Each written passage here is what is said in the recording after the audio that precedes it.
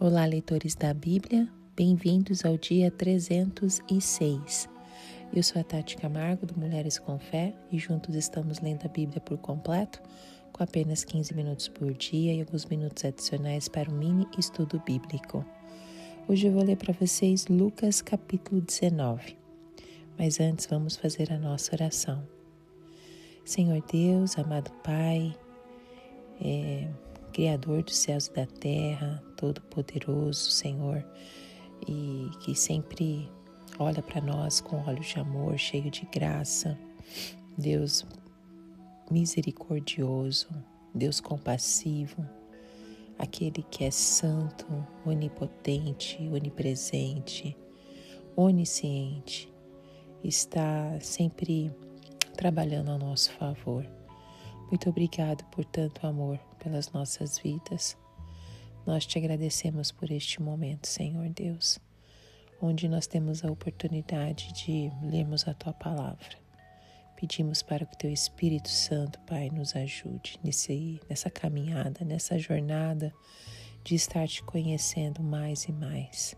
Que Teu Espírito Santo nos dê compreensão do que estivermos lendo, nos dê sabedoria, nos dê olhos espirituais, Senhor, para que nós possamos entender e conhecer as Suas verdades, Pai.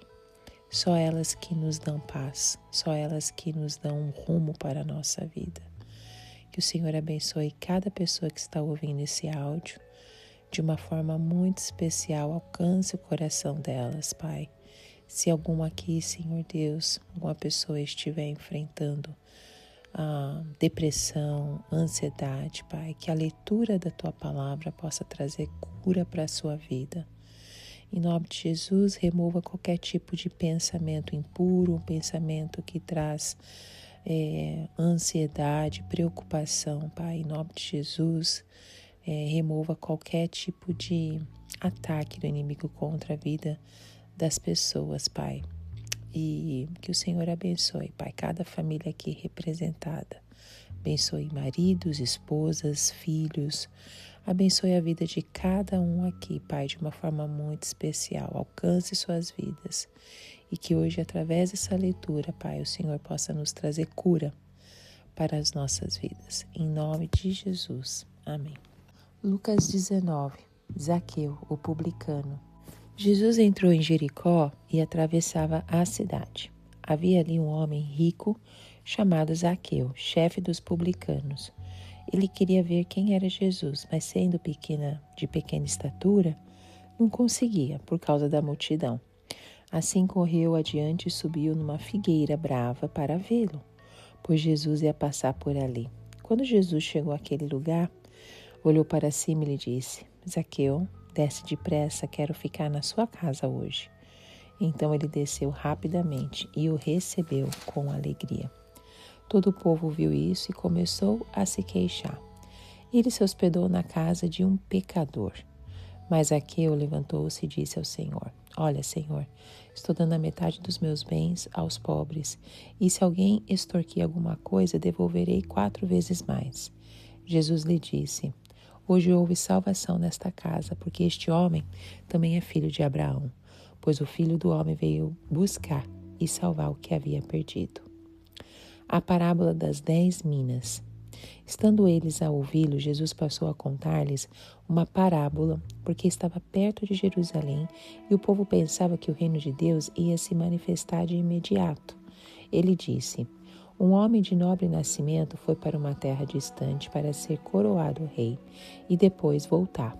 Então chamou 10 dos seus servos e lhes deu 10 minas. Disse ele: Façam esse dinheiro render até a minha volta. Mas os seus súditos o odiavam e por isso enviaram uma delegação para lhe dizer: Não queremos que este homem seja nosso rei. Contudo, ele foi feito rei e voltou. Então mandou chamar os servos a quem dera o dinheiro, a fim de saber quanto tinham lucrado. O primeiro veio e disse: Senhor, a tua mina rendeu outras 10. Muito bem, meu bom servo, respondeu seu senhor. Por ter sido confiável no pouco, governe sobre 10 cidades. O segundo veio e disse: Senhor, a tua mina rendeu 5 vezes mais. O Senhor respondeu: também você, encarregue-se de 5 cidades. Então veio outro servo e disse: Senhor, aqui está a sua mina. Eu a conservei guardada num pedaço de pano. Tive medo, porque és um homem severo. Tiras o que não puseste e colhes o que não semeaste. O Senhor respondeu: eu o julgarei pelas suas próprias palavras, servo mau. Você sabia que sou um homem severo, que tiro o que não pus e colho o que não semeei. Então, por que você não confiou meu dinheiro ao banco? Assim, quando eu voltasse, o receberia com juros. E disse aos que estavam ali: tomem dele a sua mina e deem-na ao que tem 10. Senhor, disseram, ele já tem 10. Ele respondeu: eu lhes digo que quem tem, mais será dado, mas quem não tem, até o que tiver, lhe será tirado. E aqueles inimigos meus, que não queriam que eu reinasse sobre eles, tragam-nos aqui e matem-nos na minha frente. A entrada triunfal.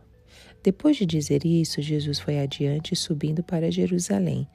Ao aproximar-se de Betfagé e de Betânia, no monte chamado das Oliveiras, enviou 2 dos seus discípulos, dizendo-lhes: vão ao povoado que está adiante, e ao entrarem encontrarão um jumentinho amarrado, no qual ninguém jamais montou. Desamarrem-no, tragam-no aqui. Se alguém lhes perguntar: por que o estão desamarrando? Digam-lhe: o Senhor precisa dele. Os que tinham sido enviados foram e encontraram o animal exatamente como ele lhes tinha dito. Quando estavam desamarrando o jumentinho, seus donos lhes perguntaram: por que vocês estão desamarrando o jumentinho? Eles responderam: o Senhor precisa dele.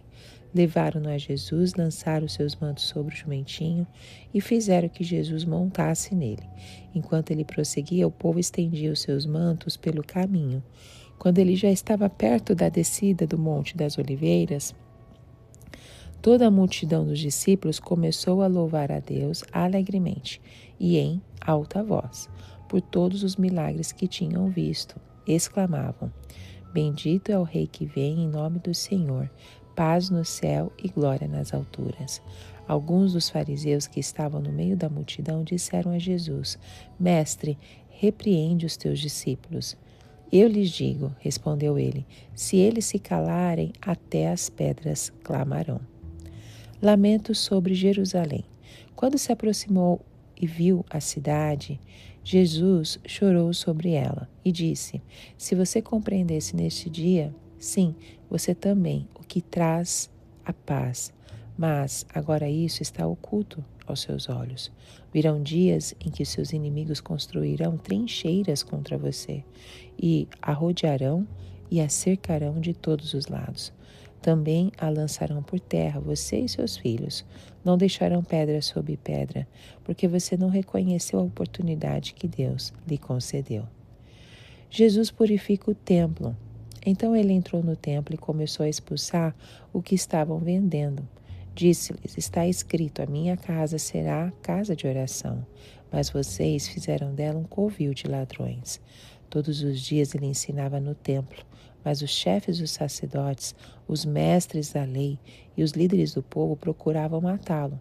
Todavia não conseguiam encontrar uma forma de fazê-lo, porque todo o povo estava fascinado pelas suas palavras. Amém. Vamos para o nosso mini estudo bíblico. Lucas 19 é um dos capítulos mais marcantes do Evangelho. Quando nós lemos esse texto, nós podemos perceber o contraste entre a graça oferecida aos perdidos e o anúncio do juízo para os que rejeitam o reino. Aqui Jesus salva um homem desprezado, confronta as falsas expectativas do povo e chora ao ver a dureza de Jerusalém. Tudo isso enquanto se aproxima da cruz. O Evangelho de Lucas ele foi escrito para apresentar um relato ordenado e confiável sobre a vida e o ministério de Jesus, especialmente para os gentios e os leitores da cultura grega. Nesse capítulo, Jesus já está na reta final da sua jornada rumo a Jerusalém, onde ele será crucificado. Ele passa por Jericó, cidade próspera, conhecida pelas rotas comerciais e pelo cultivo do precioso bálsamo. Ali vivia Zaqueu, um chefe dos publicanos, rejeitado pelos judeus por colaborar com o Império Romano na cobrança de impostos. Muitos judeus esperavam um Messias político e libertador, mas como já lemos em Lucas 4, o reino que Jesus apresenta é espiritual, inclusivo e surpreendente. O capítulo se divide em 3 momentos que revelam o coração do Messias e os desafios para quem deseja segui-lo. Dos versículos 1 a 10, nós vamos ver Jesus transformando a vida de Zaqueu. Jesus atravessa Jericó e Zaqueu, um homem rico e chefe dos publicanos, queria vê-lo. Mas sua baixa estatura e o desprezo da multidão o impedem. Então ele sobe numa figueira brava. Zaqueu, apesar da sua posição social, ele se humilha para ver Jesus. Essa cena nos lembra que para conhecer o Salvador, precisamos vencer o orgulho e as barreiras externas. Mas o mais bonito é que Jesus toma a iniciativa. Zaqueu, desce depressa, eu quero ficar na sua casa hoje. Isso nos faz lembrar da forma como Jesus também tomou a iniciativa ao chamar Mateus, o publicano, mostrando que ninguém está fora do alcance da graça. O encontro muda a vida de Zaqueu. Ele não apenas confessa a fé, mas se compromete com uma transformação prática. Estou dando metade dos meus bens aos pobres, e se de alguém extorquir alguma coisa, devolverei 4 vezes mais. A lei exigia restituição com acréscimo, mas Zaqueu vai muito além, mostrando que o arrependimento verdadeiro produz frutos corretos. Jesus então declara: hoje houve salvação nesta casa. Esse episódio reforça o que já vimos em Lucas 15. Jesus veio buscar e salvar o que estava perdido. O Messias se alegra ao encontrar uma alma arrependida. O que aprendemos com as parábolas das minas? Lá nos versículos 11 ao 27, enquanto o povo ainda absorvia o impacto da conversão de Zaqueu, Jesus conta uma parábola. Muitos acreditavam que o reino de Deus se manifestaria imediatamente de forma política. Por isso, ele ensina sobre o verdadeiro reino. Na história, um nobre parte para ser coroado rei e deixa uma mina com cada servo, dizendo: façam esse dinheiro render até minha volta. As minas representam oportunidades, dons e responsabilidade que Deus nos confia enquanto aguardamos o retorno de Cristo. Essa ideia nos lembra um ensino semelhante à parábola dos talentos. Os servos que multiplicam o que receberam são elogiados e recebem autoridade sobre cidades. O Senhor diz: muito bem, meu bom servo, por ter sido confiado no pouco, governe sobre 10 cidades. Isso nos ensina que Deus valoriza a fidelidade no que parece pequeno. Quem serve bem aqui será recompensado no reino. Mas o servo negligente esconde a mina com medo. Ele oferece desculpas e revela sua visão distorcida de Deus. O resultado é severo. Tomem dele a sua mina e deem-na ao que tem 10. Essa parábola nos desafia a não desperdiçar as oportunidades espirituais. Assim como em Lucas 12, dos versículos 35 ao 48, Jesus ensina que seremos chamados a prestar contas. O texto termina com um alerta sobre os que rejeitam o reinado do Messias, apontando para o juízo final. Qual que é o significado da entrada triunfal e do choro de Jesus? Lemos isso nos versículos 28 ao 44. Jesus ele se aproxima de Jerusalém, ele organiza a sua entrada, montado em um jumentinho, cumprindo a profecia de Zacarias 9, versículo 9. A multidão o aclama: bendito é o rei que vem em nome do Senhor, paz no céu e glória nas alturas. Essa cena ecoa o louvor dos anjos em Lucas 2, versículo 14, quando o nascimento de Jesus foi anunciado. Mas o que marca profundamente é que, mesmo sendo aclamado, Jesus chora ao ver Jerusalém. Ah, se você compreendesse nesse dia o que traz a paz. Mas agora isto está oculto aos seus olhos. Ele sabe que a cidade, cega pelo orgulho, pelas falsas expectativas messiânicas, o rejeitará, como aconteceu com o povo em Lucas 13, dos versículos 34 e 35. A dureza de coração trará consequências trágicas. Jesus profetiza a destruição de Jerusalém, o que de fato acontece no ano 70 depois de Cristo, como também vimos em Lucas capítulo 21. Que conexões proféticas nós encontramos em Lucas 19? O capítulo está repleto de conexões com o Antigo Testamento e com o ensino de Jesus sobre o reino. A busca por Zaqueu cumpre o papel do bom pastor em Ezequiel 34, versículo 16. A parábola das minas aponta para a expectativa messiânica de Daniel, capítulo 7, versículos 13 e 14. A entrada triunfal cumpre Zacarias 9, versículo 9, revelando o Messias humilde. O choro sobre Jerusalém se conecta com o juízo profetizado em Miqueias 3:12.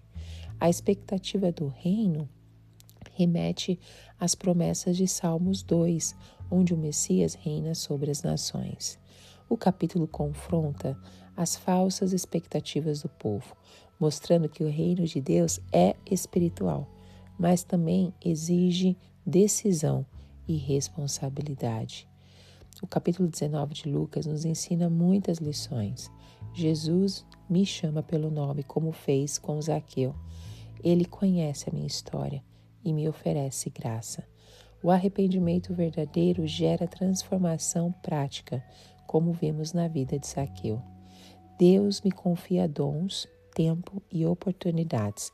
Preciso ser fiel e multiplicá-los sem medo. Não posso ter uma visão distorcida de Deus como o servo negligente. Deus é justo, mas também generoso e digno de confiança. O reino de Deus exige vigilância e ação enquanto esperam a volta de Cristo. Jesus chora pela dureza de coração. Ele deseja que eu o reconheça como Salvador e Rei, não apenas com palavras, mas com a minha vida. As consequências da rejeição ao Messias são reais. Preciso responder ao seu chamado enquanto é tempo. Além disso, Lucas 19 nos lembra que o reino não é político ou aparente. Ele começa no coração e se manifesta em transformação, serviço e esperança. Deus ele conduz a história e nos chama a fazer parte do seu reino com arrependimento, fé e fidelidade. Amém? Que Deus continue abençoando a sua vida, falando ao seu coração, trazendo a revelação da vontade dele para todos nós. Em nome de Jesus, que ele te abençoe e até o próximo áudio. Tchau, tchau.